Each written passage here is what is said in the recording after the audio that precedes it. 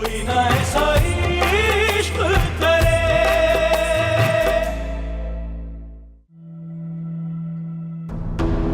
तुम बस अपने कपड़े वगैरह पैक करो और चलो मेरे साथ। लेकिन पापा पहले शावेज को आने तो दें। शावेज को रहने दो, उससे मैं खुद बात कर लूंगा। बहुत हो गया, हम हमेशा नहीं दब सकते। एक दफा दो दफा वो जो कुछ भी करता रहा हम बर्दाश्त करते चले गए, लेकिन इसका मतलब ये तो नहीं है ना कि हम तुम्हें उस औरत के होते हुए यहाँ पर अकेला छोड़ दे। पापा शावेज ने आज मेरे सामने खुद तलाक के पेपर्स पे साइन किए और मेहर का चेक तक दे दिया। अब तो वो कोर्ट में जमा होने वाला होगा। ठीक है, लेकिन जब तक ये मामला तय नहीं हो जाते तुम इस घर में नहीं रहोगी। जाओ पैकिंग करो। लेकिन पापा पहले शावेज को तो आने दें। मैंने कहा ना तुम्हें अभी मेरे साथ चलना है। जाओ पैकिंग करो फौरन, चलो।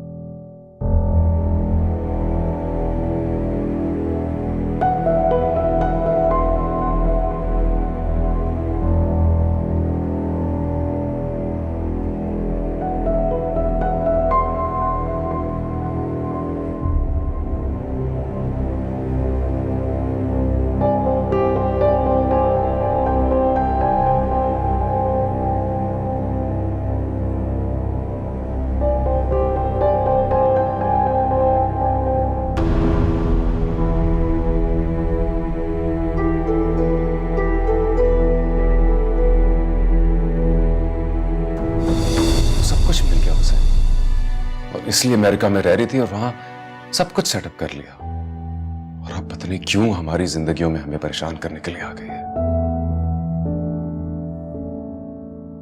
इसलिए शावेज क्योंकि वो अब तक आपकी बीवी है।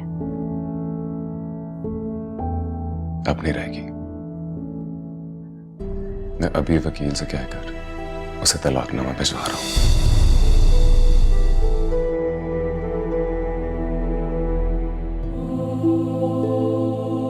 चलो मेरी जान, तुम परेशान मत हो। ये लो पानी पियो, सब ठीक हो जाएगा। देखो अगर हल हो जाएगा और ये बात आप जानती हैं तो बाबा को क्यों भेजा मुझे लेके आने के लिए? अरे बाबा, हमने नहीं भेजा था बाबा को। तुम जानती ना कितने परेशान है। सारी रात टहल कर गुजारी है उन्होंने। लेकिन बेटा आखिर कब तक? शाहबेज की वजह से हम ये अजाब उठाते रहेंगे। क्या मुसीबत थी उसे? दे देता ना तलाक पहले उसे, फिर आज ये नौबत ना आती। रबिया पप्पू बेटा वो भी परेशान थी।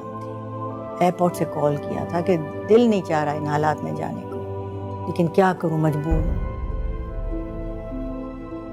बस कहा तुम परेशान मत हो, सब कुछ ठीक हो जाएगा बेटा। आंसू पोंछ दूंगी। मैंने कहा ना सब ठीक हो जाएगा। मैं यहाँ नहीं रहना चाहती, मैं वापस जाना चाहती हूँ। और शावेज वहां पे अकेले हैं। अगर वो औरत वापस आ गई तो? तुम्हारे बाबा मानते ही नहीं किसी की। अब देखो हमारी अम्मा समझा रही है उन्हें, अल्लाह करे कि मान जाए।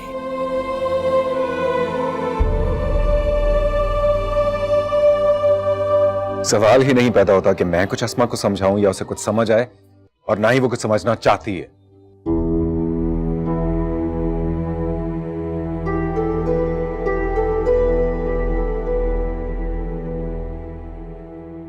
बताओ अब क्या हो सकता है? हो सकता कुछ नहीं हो सकता आरिफ। क्या होना था? जो अस्मा कर चुकी है ना वही करना था उसने, बस। अब मैं हरगिज दोबारा उसको अपनी जिंदगी में लाके अपनी जिंदगी अजाब नहीं करना चाहता। यार तुम बिल्कुल सही कह रहे हो, लेकिन तुम्हें एक बात बताऊं, कल पूरी रात रोई है। उसको इस चीज का एहसास है कि उससे बहुत बड़ी गलती हो गई है, इसलिए वो चाहती है कि तुम उससे एक दफा बात कर लो। आरिफ, मैं नहीं जानता कि वो मुझसे मिल के क्या कहना चाहती है, लेकिन एक बात साफ है, जिस तरह वो चाह रही है ना उस तरह हरगिज नहीं हो सकता। यार तुम्हें अच्छी तरह पता है यार, तुम्हारे सामने मम्मा पापा उसकी वजह से नाराज होके गए और उसको कोई परवाह नहीं थी, और अब ईशल कैसे बर्दाश्त करेगी उसे? यार तुम ईशल से बात करके तो देखो, शायद कोई रास्ता निकल आए। आरिफ मेरी समझ में नहीं आ रहा मैं तुमसे क्या करूं। प्रेग्नेंट है ईशल, और मैं हरगिज उसको इस फजूलियात से परेशान नहीं करूंगा। और तुम अस्मा से कहो कि मैंने उसको जो कुछ देने का वादा किया था वो मैं उसको देकर आऊंगी। जो कुछ उसके नाम पे कर दिया था वो उसको मिलेगा, बस मेरी जान छोड़े और जिंदगी से निकले मेरी। यार वो सब कुछ छोड़ने को तैयार है, वो सिर्फ और सिर्फ तुम्हारी बीवी बन के रहना चाहती है। तो तुम्हारा क्या मतलब कि मैं ईशल और अस्मा दोनों को अपनी बीवी बनाकर रखना चाहता हूं? पागल हो गया, नामुमकिन है ये। ऐसा मुमकिन है अगर ईशल राजी हो जाए तो। मैं सिर्फ ये कहना चाहता हूँ, फैसला करने से पहले तुम एक दफा अपने ठंडे दिल दिमाग से सोच लो और फिर फैसला करो।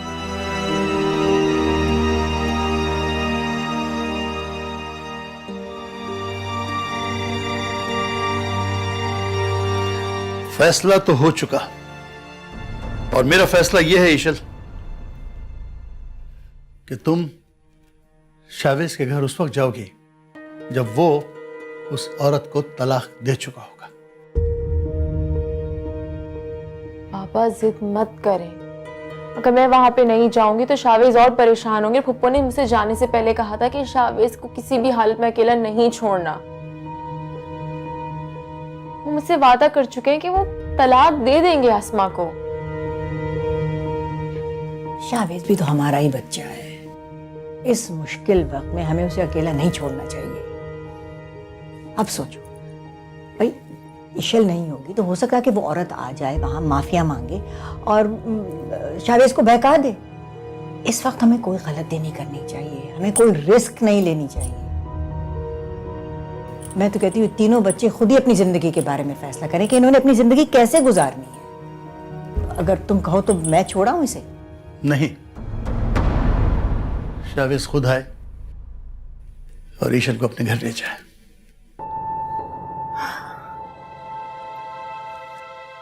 चल बेटा, मान तो गए हैं ना। मैंने कहा था ना कि परेशान मत हो, मसला हल हो जाएगा। अब बाबा ने कह दिया ना कि शावेज आके ले जाए तुम्हें, बस। अच्छा, कब गई? वो तो दोपहर में ही चली गई थी। आपको बताना चाह रही थी लेकिन उनके पापा बहुत गुस्से में थे, वो उन्हें अपने साथ ही ले गए। वो आपको फोन भी कर रही थी लेकिन आपका फोन बिजी जा रहा था।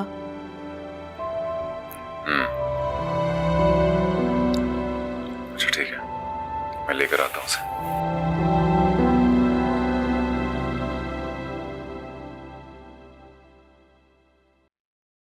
अस्मा, मैं अब तुम्हारी इस मामले में कोई हेल्प नहीं कर सकता। आरिफ, आरिफ प्लीज मेरा सिर्फ एक काम कर दो। मेरी शावेज से मुलाकात करवा दो, बाकी मैं सब हैंडल कर दूंगी। Just do this for me. मेरी मुलाकात करवा दो उससे, बस। अस्मा, तुमने मुझसे जो जो कहा था मैंने वो किया है। प्लीज अब मुझे इस मसले में इन्वॉल्व नहीं करो, प्लीज। पर थैंक यू। पर आरिफ, मैं क्या करूंगी?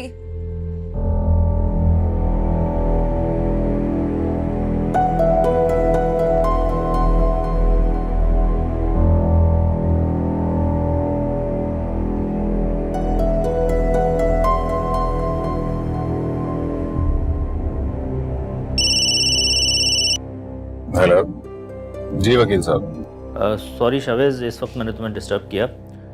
वो तुम्हें ये बताना था कि आज एक इमरजेंसी की वजह से मैं तुम्हारे पेपर सबमिट नहीं करा सका। कल पहली फुर्सत में ये काम कर दूंगा। और दूसरी बात ये बतानी थी कि अस्मा को सिर्फ तुम हक महर की रकम अदा करना। प्रॉपर्टी वाली बात जो है फिलहाल मुलतवी कर दो। अच्छा ठीक है, आप ऑफिस बिल्डिंग की बात कर रहे हैं ना? हाँ, बल्कि जो भी प्रॉपर्टी है उसे डिलीवर मत करना, हम उसका केस लड़ेंगे। ओके ठीक है, लेकिन ये बताइए कि होगा कैसे? देखो, करना हमने ये है,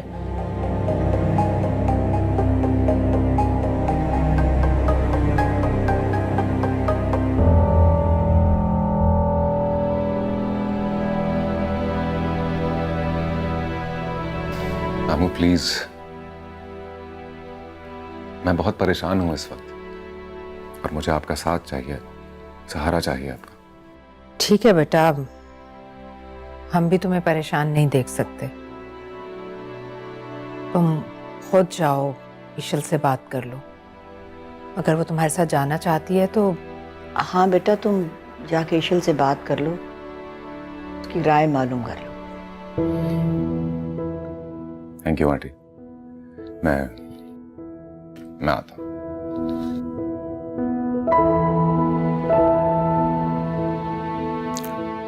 देखो, ईशल अगर साथ जाना न चाहे तो जबरदस्ती मत करना उसके साथ। उसे अपनी मर्जी से फैसला करने देना।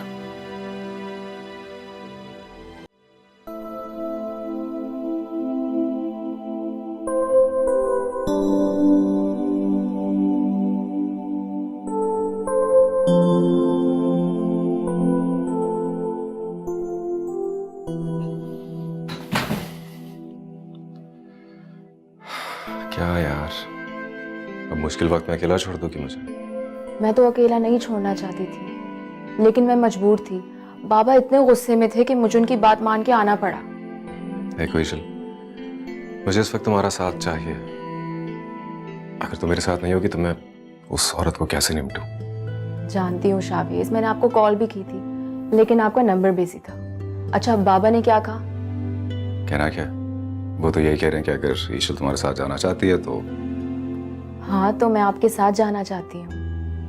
चलो सही, आओ फिर मामू से बात करते हैं।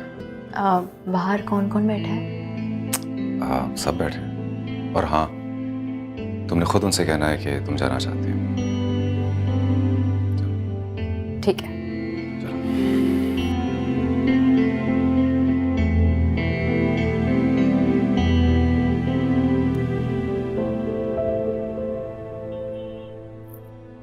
मामू, आप पूछ लें ईशल से ये क्या चाहती है। पापा, मैं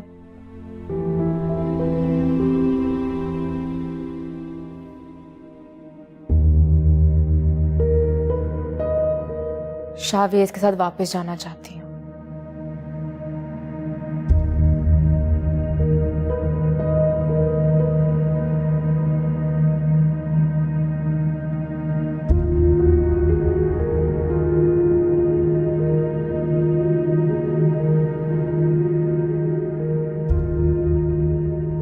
ठीक है बेटा, अगर तुम जाना चाहती हो तो तुम्हारी मर्जी, लेकिन अगर वो औरत दोबारा से घर आ गई तो हमसे शिकायत मत करना। हम अपने मसले खुद हल कर लेंगे। मैं कभी आपको परेशान नहीं करूंगी, कभी कोई शिकायत लेके इस घर में नहीं आऊंगी। हाँ बेटा, यही बेहतर होगा कि अब जो भी फैसला करना है ना, तुम दोनों सोच समझ कर करना। ठीक है, अच्छी बात। अपने अंदर हालात से लड़ने की हिम्मत पैदा करो। जाओ।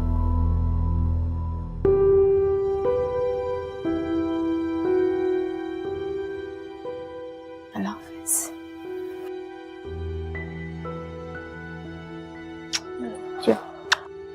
ख्याल रखना। अच्छा अच्छा बेटा, जाओ।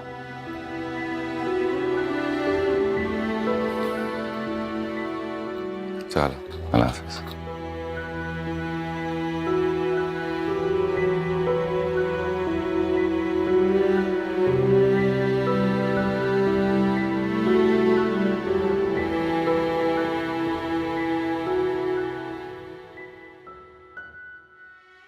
परेशान मत हो, अल्लाह खैर करेगा। मेरे ख्याल से तो सही फैसला किया उसने।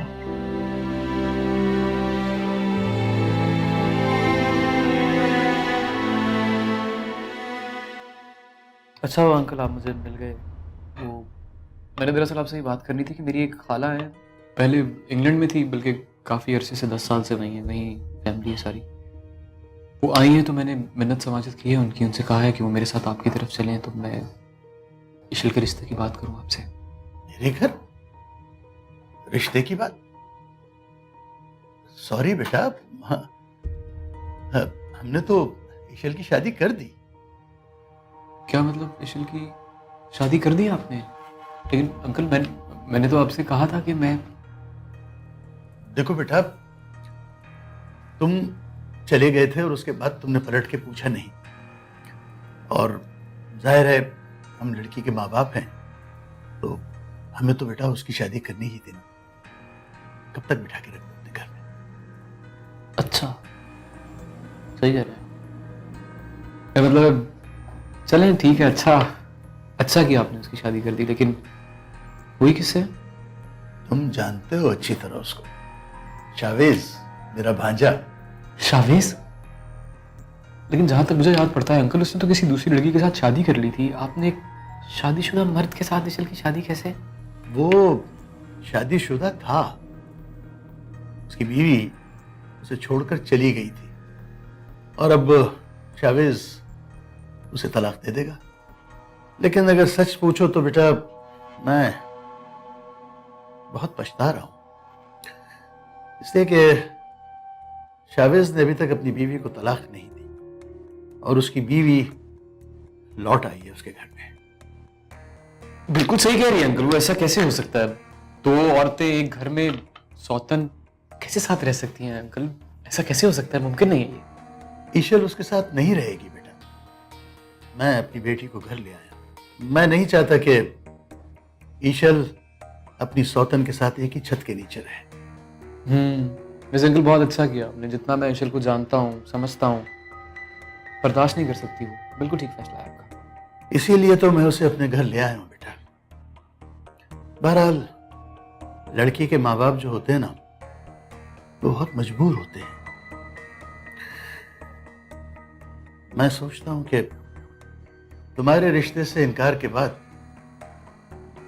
मैं पछता रहा हूं कि अगर शावेज की जगह तुम होते तो मैं यूं परेशान ना होता। अंकल मैं आज भी ईशल से शादी करने के लिए बिल्कुल तैयार हूँ। मेरे कहने का मतलब ये है अंकल, अगर शावेज उस औरत को ना छोड़ सके या ईशल शावेज के साथ ना रहना चाहे तो मैं ईशल से शादी कर लूंगा। मैं हाजिर हूँ, तैयार हूँ से शादी करने के लिए।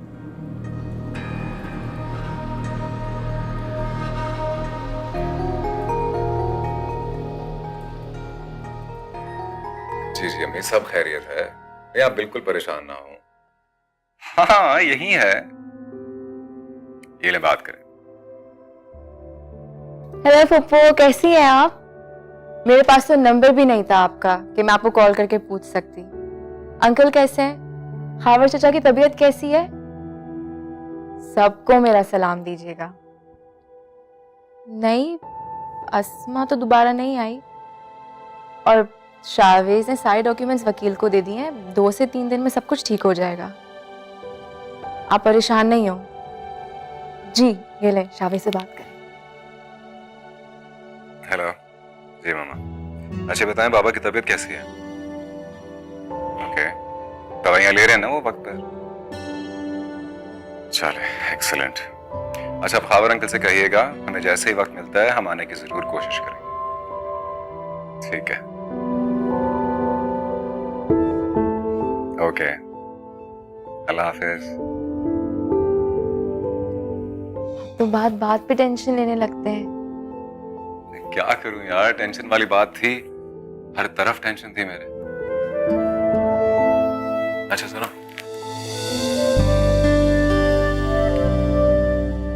तुम ना जाके तैयार हो जाओ, डिनर करने चलते हैं। मैं रेडी हो गया हूँ।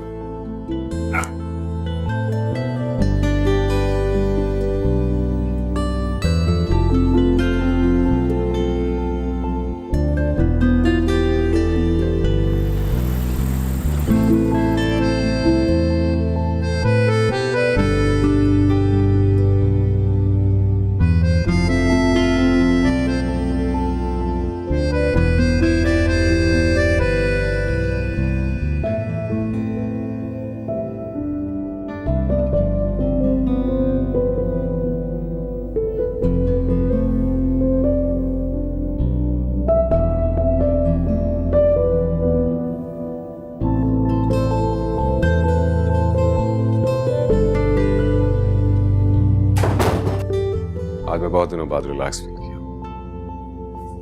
शावेज आपको तो टेंशन लेने की आदत हो गई है। तुम्हें पता है जब तुम नहीं थी ना, मैं बहुत डिस्टर्ब हो गया था और मुझे लग रहा था कि शायद अब तुम।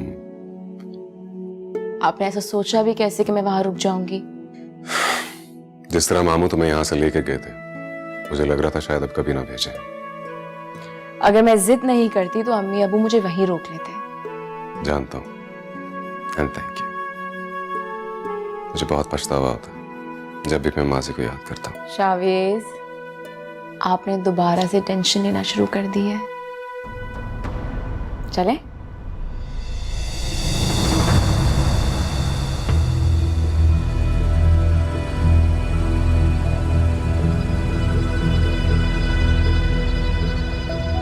तुम्हारी जरूरत कैसे हुई मेरे घर में आने की? निकल जाओ यहां से। शावेज मेरी बात तो सुनो। कुछ नहीं सुनना मैंने, कोई बात नहीं सुनना चाहता मैं तुम्हारी। अभी इसी वक्त दफा हो जाओ यहां से। शावेज, एक सेकंड उसकी बात तो सुन ले। शावेज मैं बर्बाद हो चुकी हूँ। मेरे पास कुछ भी नहीं है। मेरा बिजनेस तबाह हो गया, मैं सड़क पे आ गई हूँ, मैं कहाँ जाऊंगी? तुम जैसी औरत का यही अंजाम होना चाहिए था। बहुत सताया ना तुमने सबको, यही होना चाहिए था तुम्हारे साथ। अब दर बदर की ठोकरें खाओ। नहीं प्लीज प्लीज, तुम मुझे निकाल दोगे तो मैं जाऊंगी कहाँ? मेरे पास कुछ भी नहीं है। ईशल, बचपन से मेरे साथ यही हुआ है। मैं माँ के प्यार को तरसती रही हूँ। एक खाला थी, उन्होंने भी सुतेरे जैसा सलूक किया मेरे साथ। मुझे कभी कुछ नहीं मिला है, मैंने हमेशा सजा ही भुगती है। शावेज, खुदा के वास्ते, मुझे पता है तुम मुझसे मोहब्बत नहीं करते इस वक्त, लेकिन कभी तो करते थे ना। कभी तो मैं तुम्हारी बीवी थी। उस मोहब्बत के नाते नहीं तो इंसानियत के नाते प्लीज मुझे यहाँ से मत निकालो। नफरत करता हूं मैं तुमसे। तुमने सिर्फ अपने आप को नहीं, मुझे भी बर्बाद किया है। मैं जानती हूँ मैं बहुत बुरी हूँ। मैंने तुम्हारा दिल दुखाया, मैंने सबका दिल दुखाया है, लेकिन प्लीज प्लीज मुझे इस घर से मत निकालो। मैं कहाँ जाऊंगी? मैं आरिफ को फोन करता हूँ, वही तुम्हें लेकर जाएगा यहाँ से। वो नहीं आएगा, वो नहीं आएगा। उन्होंने मुझे अपने घर से निकाल दिया। मेरे पास कोई और आसरा नहीं है। ये आखिरी आसरा है। प्लीज प्लीज ईशल, तुम एक औरत हो ना, मेरा दर्द समझ सकती हो। प्लीज शावेज को समझाओ, मुझे ना निकाले यहाँ से। बस करो अपनी ये ड्रामेबाजियां, निकल जाओ अभी इसी वक्त। शावेज! व्हाट ईशल? मुझे बात करने दे। क्या बात करोगी तुम? तुम इस औरत की बातों में आओगी? मैं आपसे कह रही हूँ कि आप अंदर जाएं, मुझे बात कर लेने दें। ईशल, you are going to regret this. तुम जो भी खेल खेलने की कोशिश कर रही हो ना, तुम्हें खेलने नहीं दूंगा।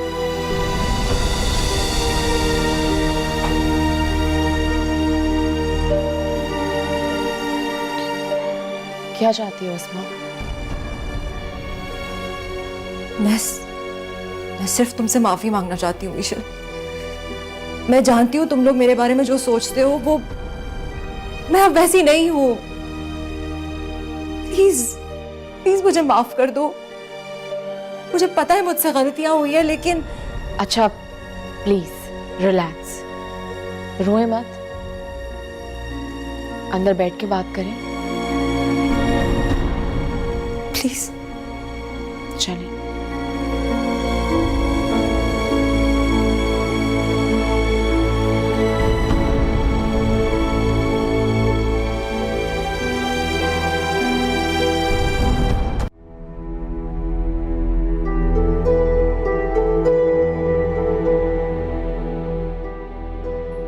क्या हुआ?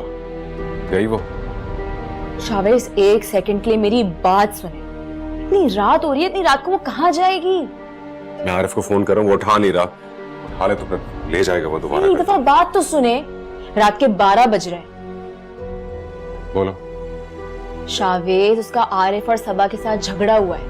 वो घर छोड़ के आ गई, इस वक्त कहाँ जाएगी वो? सच कहूँ तो शावेज, मुझे उस पर बहुत तरस आ रहा है। जिस तरह वो रो रही है, माफिया मांग रही है, मुझे नहीं लगता कि वो झूठ बोल रही है। ईशल, अंदाजा है तुम क्या कह रही हो? तुम इस वक्त होश में नहीं हो। तुम होश में आओगी तो तुम्हें अंदाजा होगा तुम कितना बड़ा गलत फैसला लेने लगी। ये औरत इस लायक नहीं है कि इसको साथ रखा जाए। ठीक है, ठीक है, अभी आप सो जाएं, सुबह उठ के मैं खुद उनसे बात करूंगी। ठीक है, लेकिन सुबह होते साथ ही तुम उसे कहोगी कि वो यहां से चली जाए। मैं उसे एक और पल भी इस घर में नहीं बर्दाश्त करना चाहता। You understand? जी।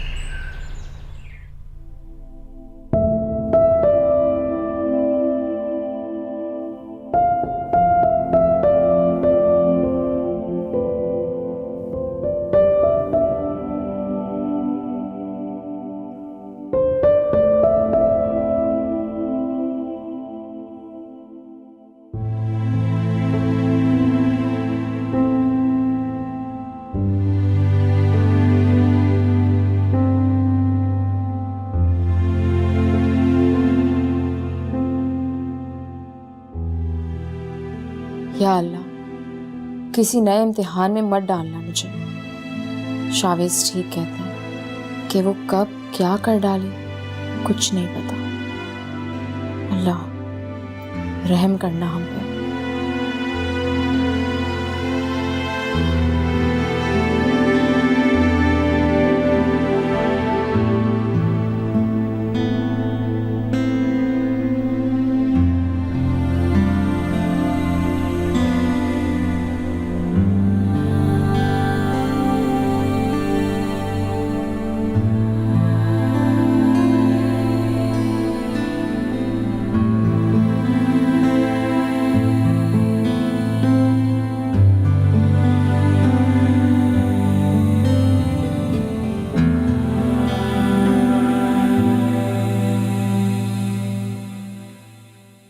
बाजी सब खैरियत तो है ना? सब खैरियत है। कल रात जब हम डिनर से वापस आए हैं तो अस्मा घर पे थी। अस्मा बीबी वो यहाँ कैसे आई? यही बात तो मेरे समझ नहीं आ रही कि वो कैसे आ गई। जरीना अगर तुमने दरवाजा खोला था तो कम से कम मुझे कॉल ही कर देती। नहीं बीबी जी, वो मेरे सामने नहीं आई। मैं तो खुद सुन के हैरान हूँ। हाँ, चाबियां तो उनके पास भी थी, हो सकता है उसी से वो लॉक खोल कर आई हो। लेकिन वो अभी यहाँ क्यों आई है? वो तो साहब को छोड़ के चली गई थी ना। शावेज तो रात में उसको बाहर निकालना चाह रहे थे, लेकिन मैंने मना कर दिया। रात में कहाँ जाती? ये आपने ठीक नहीं किया बीबी जी। वो तो शावेज साहब से रोज झगड़ा करती थी। छोड़ो इन सारी बातों को, मेरी बात गौर से सुनो। अस्मा इस घर में आ चुकी है, इस बात का किसी को नहीं पता लगना चाहिए। लेकिन अगर बड़ी बेगम साहिबा ने पूछा तो? कुछ भी बताने की जरूरत नहीं है जरीना, समझने की कोशिश करो। मैं अस्मा का बता के किसी को परेशान नहीं करना चाहती। जी ठीक है, मैं किसी को कुछ नहीं बताऊंगी, लेकिन देख लीजिएगा ये औरत आपको चैन से रहने नहीं देगी, याद रखिएगा आप। तुम परेशान नहीं हो, हम देख लेंगे। ठीक है बीबी जी, जैसे आपकी मर्जी। और सुनो, यूसुफ को भी समझा देना।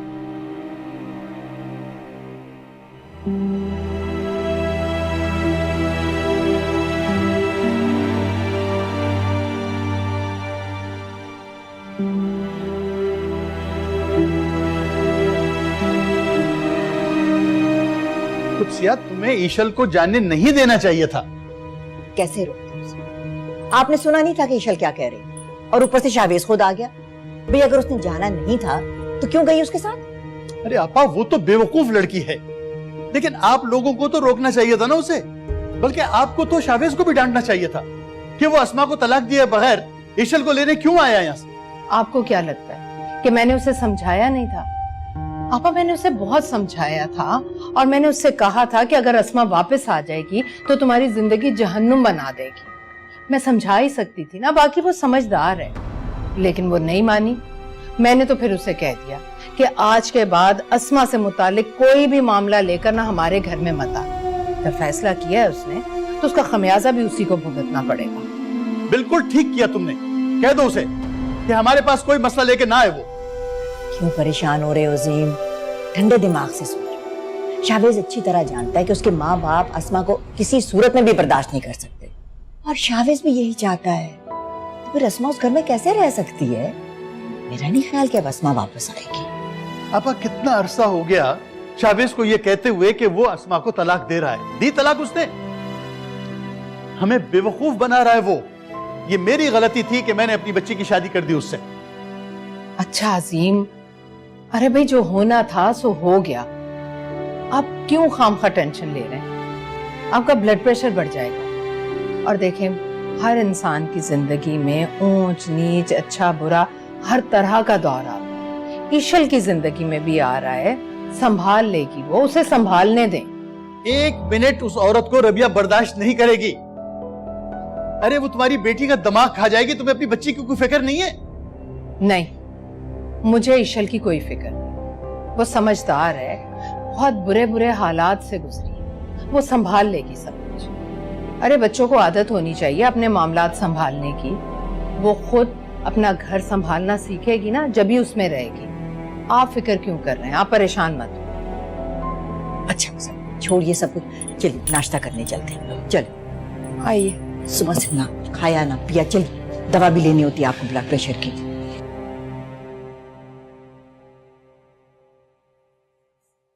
जरीना, अस्मा को बुला लो नाश्ते के लिए। कोई जरूरत नहीं उसको बुलाने की, नाश्ता उसके कमरे में भिजवा दो।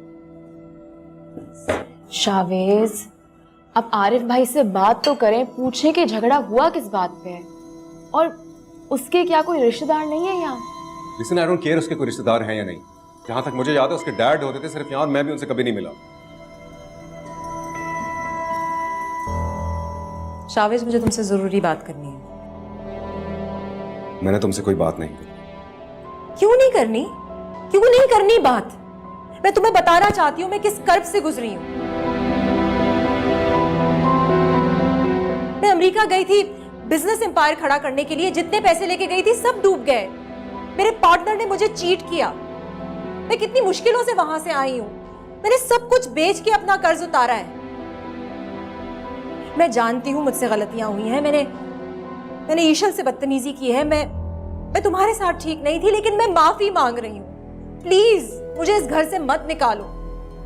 ये मेरा आखिरी आसरा है शावेज। लिसन, नहीं हूं मैं तुम्हारा आसरा। मुझे कोई दिलचस्पी नहीं तुम्हारे साथ क्या हुआ क्या नहीं हुआ। You understand? I don't care. But Chavez, What the hell is this?